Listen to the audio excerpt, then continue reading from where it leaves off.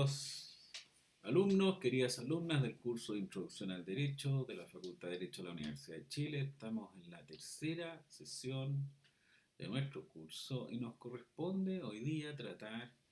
el análisis feminista del derecho. Esta es una forma de pensar el derecho que tiene una enorme influencia en nuestro país y en todo el mundo.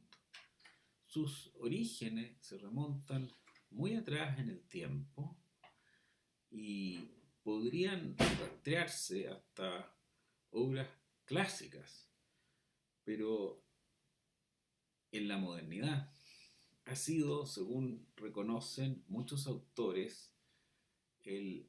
primero en tratar esta cuestión de la diferencia entre las mujeres y los hombres en nuestra sociedad, el autor francés Condorcet, en su trabajo ya famoso Bosquejo de un cuadro histórico de los progresos del espíritu humano.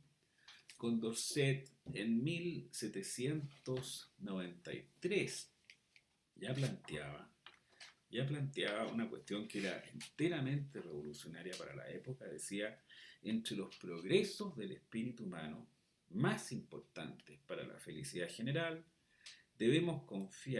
contar la total destrucción de los prejuicios que se han establecido entre los dos sexos. Una desigualdad de derechos funesta, incluso para el sexo al cual favorece.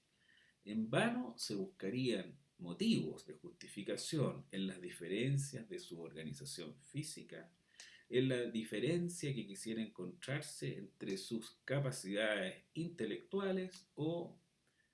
entre sus sensibilidades morales. Esa desigualdad no ha tenido más origen que el abuso de la fuerza y ha sido inútil que luego se haya tratado de excusarla con sofismas. El Marqués de Condorcet, hablando de la desigualdad de una manera precursora en el tiempo de la Revolución Francesa, el mismo tiempo en el cual Olympia de Gouges llega a presentar una declaración de los derechos de la mujer para que sirviera de contrapartida a la Declaración de los Derechos del Hombre y del Ciudadano. Esta idea de la igualdad entre los sexos o entre las personas de distinto sexo fue una cuestión que se mantuvo a un nivel teórico, académico, por mucho tiempo. Y en una relación matrimonial muy profunda que existió entre Harriet Taylor Mill y John Stuart Mill, el famoso filósofo utilitario inglés, llegó a plasmarse en una serie de ensayos que escribió en primer término sobre esta cuestión de las mujeres, el empoderamiento de las mujeres, Harriet Taylor, y que incluso llegó a tener una coautoría sobre cuestiones de divorcio y matrimonio en los años 1832 y 1851 respectivamente. La vida de estas personas en común y en verdad el amor que se profesaban llevó al famoso filósofo inglés John Stuart Mill a escribir en el año 1869 un texto que es absolutamente canónico en esta materia, que se denomina o titula Ensayo sobre la sujeción de la mujer, que en gran parte está dedicado a la memoria de su esposa, que había fallecido 2 años antes de que él comenzara a escribir esta famosa obra. Ahí Stuart Mill, con su pensamiento clásico, desarrolla la idea que la desigualdad entre los sexos se debe fundamentalmente a la de educación desigual y que la diferencia que existe en la educación de las mujeres y de los hombres causa un grave perjuicio a nuestra sociedad porque los niños que son educados de una manera distinta no reciben todo el conocimiento que pudieran y se pierde en verdad una cantidad de energía social muy alta por esta diferencia cultural. No llega en ningún caso John Stuart Mill a querer una transformación que vaya más allá de un planteamiento general de igualdad política y de igualdad en términos educacionales. Pero esta cuestión de la igualdad entre las personas de distinto sexo generó movimientos intelectuales y movimientos políticos en muchos textos, y si ustedes buscan en internet van a encontrar que se habla de olas de feminismo legal. Se reconoce un periodo que podríamos llamar el periodo precursor, que es el que hemos estado describiendo hasta ahora, y tres olas sucesivas. La primera, que busca fundamentalmente el, el sufragio y la igualdad política y algunos derechos de igualdad en el ámbito matrimonial, y que se extiende quizás desde el ensayo de la sujeción de la mujer, desde 1850 aproximadamente, o desde la obra de Condorcet, hasta los primeros años del siglo XX. En 1930, alrededor de ese año, se produce lo que podríamos llamar un segundo momento en que hay un pensamiento mucho más profundo en términos de igualdad educacional, igualdad social, que también sigue esta ola de pensamiento feminista hasta desarrollarse fundamentalmente a partir de 1960 una corriente que se denomina con propiedad la segunda ola del feminismo legal, que busca establecer condiciones de igualdad en el trabajo, en la academia, fundamentalmente en las escuelas de derecho, y que se apoya, por supuesto, en los textos de sus precursores. En este sentido, el libro, quizás que sirvió como un texto clave en esta materia, fue escrito por Alice Rossi y es una recopilación de textos que reúne trabajos muy extensos desde La señora de John Adams, por supuesto este ensayo de John Stuart Mill, hasta Simone de Beauvoir, con el famoso libro El segundo sexo. Es una especie de documento de compilación de trabajos sobre el feminismo que sirvió de inspiración para que se creara una nueva generación de fundamentalmente académicas y profesoras de derecho que trabajaron en torno al feminismo, entre las cuales se destaca principalmente Catherine MacKinnon. Catherine MacKinnon es una profesora actualmente de la Universidad de Michigan. Ella estudió en Yale y estudió en sus primeros trabajos, estudió la cuestión de la violación y curiosa, eh, la curiosa regla del consentimiento de la mujer para considerar que la violación no ha sido tal como una regla de excepción. Ella criticó duramente estos casos y luego su obra se concentró en el tema de la pornografía y en el trabajo sobre el estudio de la pornografía. Publicó sobre esa cuestión un texto muy famoso que se denomina El feminismo sin modificaciones, discursos sobre la vida y el derecho, donde ella trata la pornografía como una forma de esclavitud, como una forma de terrorismo. El trabajo que ella hizo en la cuestión de la pornografía y en el análisis de cómo se siente una inferioridad de parte de la mujer por la cuestión de la pornografía, se desarrolló toda una línea de reglas legales nuevas, tales como las que se refieren al acoso sexual y al acoso laboral que antes no existía, que antes no existían y que dan inicio a lo que se denomina entre los estudiosos la tercera ola del feminismo, que a diferencia de esta segunda ola, no piensa a la mujer como un sujeto único, sino que como una diversidad de personas que tienen intereses distintos y a veces contradictorios y que deben buscar entonces sus distintas identidades en la igualdad con los hombres, primero que nada, y luego entre ellas y con todos los seres humanos. Los trabajos sobre pornografía tuvieron su momento de eclosión en los alegatos o en las audiencias públicas cuando se produjo la nominación del juez Clarence Thomas. Y cuando ese juez iba a ser nominado para la Corte Suprema Norteamericana, Anita Hill, que había sido una de sus ayudantes, concurrió a testimoniar frente al Congreso que este juez había hecho comentarios obscenos con ella en la oficina en forma íntima y en forma privada, sin que nadie se diera cuenta, y estuvo a punto de obtener que la nominación de este juez a la Corte Suprema Norteamericana fracasara. El resultado fue 52 votos con 48 en contra, 52 a favor, y ahí se produjo entonces el inicio de lo que la mayoría de los feministas o las feministas reconocen como el momento de la tercera ola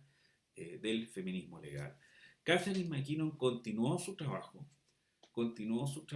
y llegó a elaborar un texto que se denomina Hacia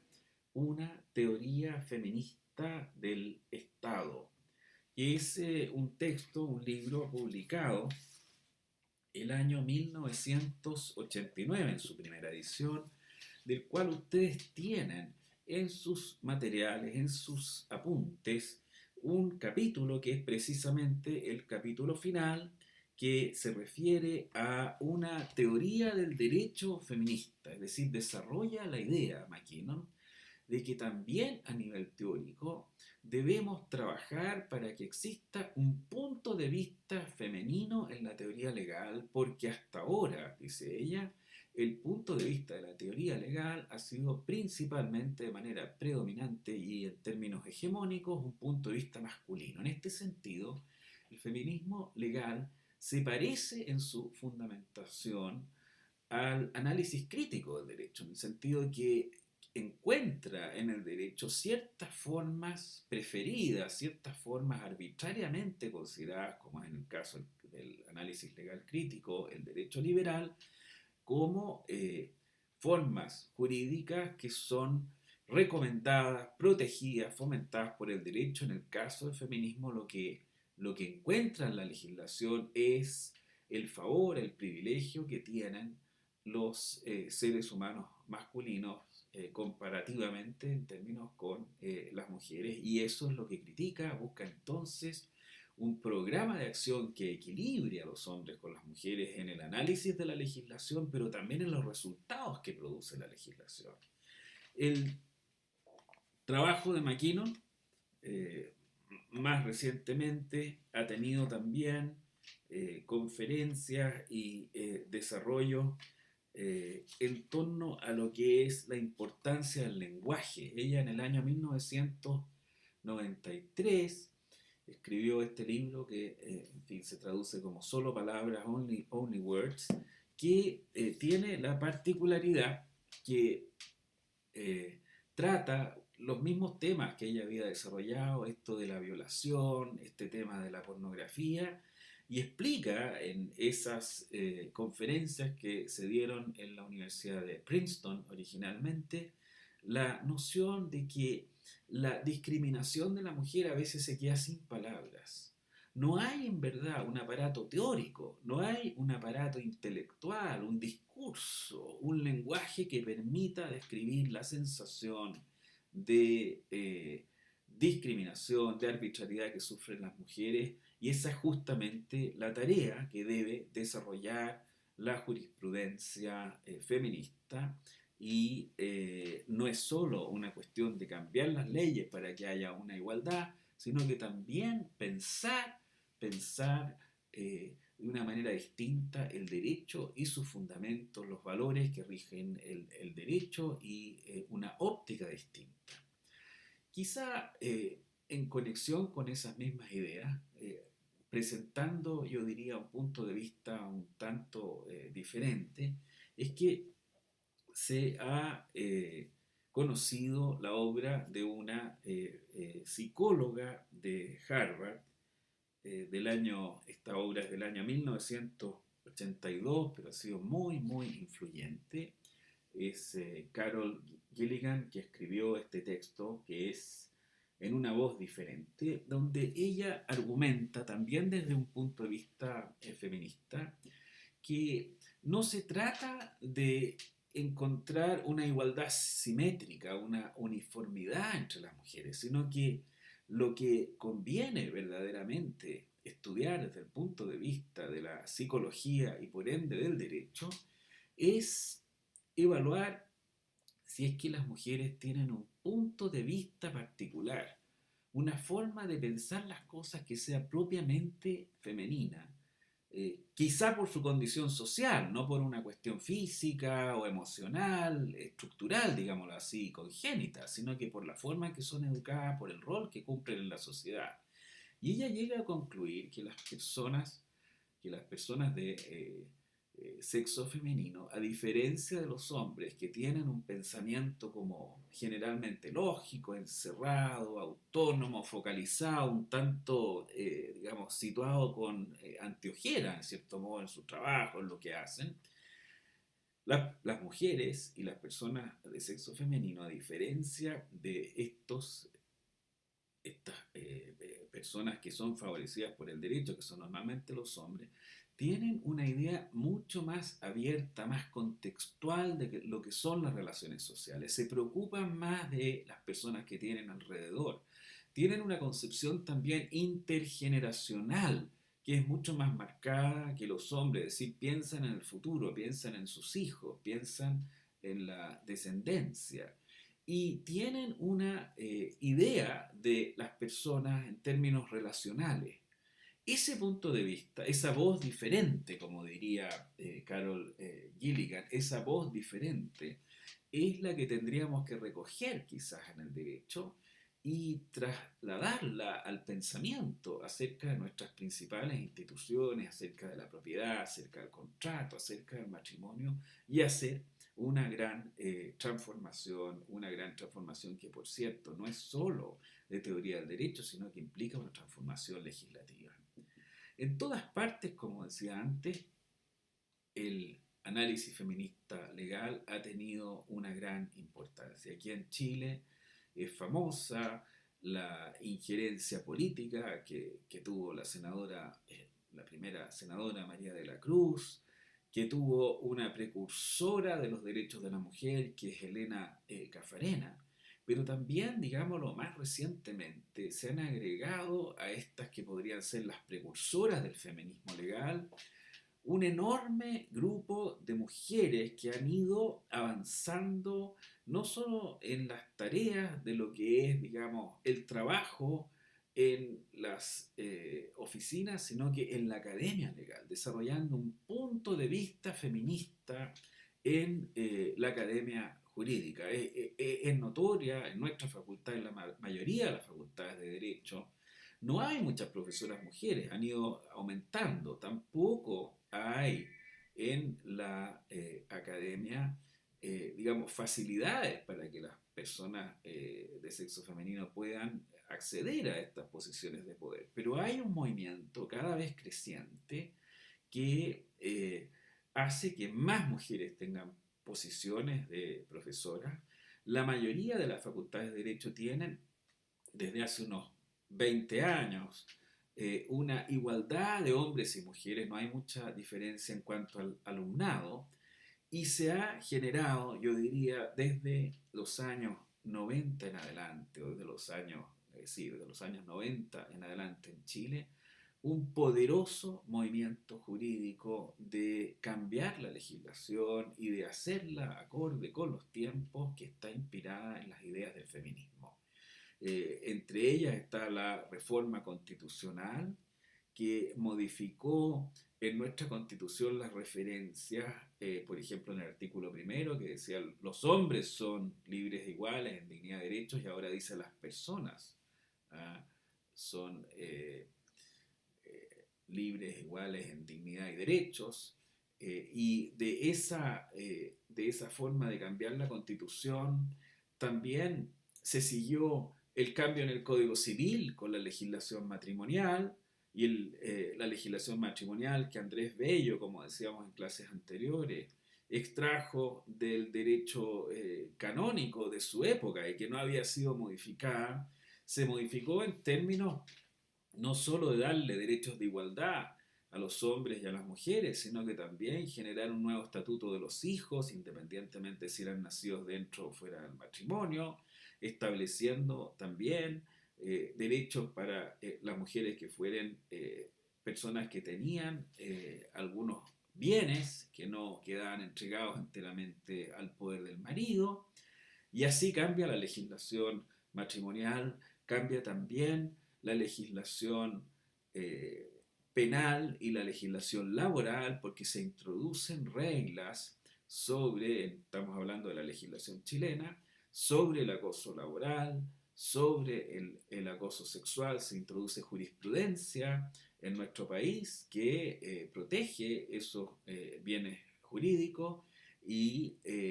la